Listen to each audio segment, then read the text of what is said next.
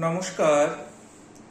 অনেক ব্যক্তি আছেন যারা অ্যাস্ট্রোলজারের কাছে পরামর্শ নিতে গিয়ে জেনেছেন তাদের হয়তো শনির কুপ্রভাব ভোগ করতে হচ্ছে, বা অনেক সময় কোনো জ্যোতিষ বলেন যে আপনাদের হয়তো কেতুর অশুভ প্রভাব ভোগ করতে হচ্ছে, এই জন্য আপনার জীবনে এত সমস্যা, এত গুপ্ত শত্রুতা, হ্যাঁ, কোনো কাজ হচ্ছে না, হাতে অর্থ রাখতে পারছেন না।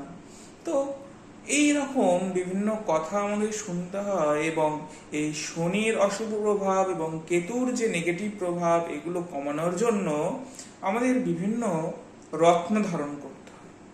তো বর্তমানে যা রত্নের বাজার মূল্য, তো অনেকেই হয়তো রত্ন কিনে উঠতে পারেন না। তো তারা কি সারা জীবনই কি শনি বা কেতুর এই নেগেটিভ প্রভাব কি ভোগ করে যাবেন? একদমই না।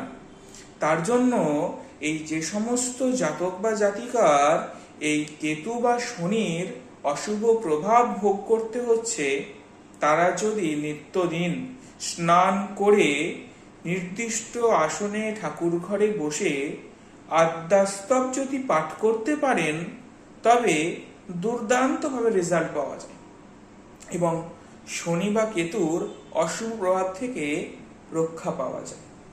এবং সবচেয়ে ভালো হয় যদি কেতু আপনার কুণ্ডলিতে খারাপ থাকে, তাহলে এক আসনে বসে 7 বার আদ্যাস্তব করুন।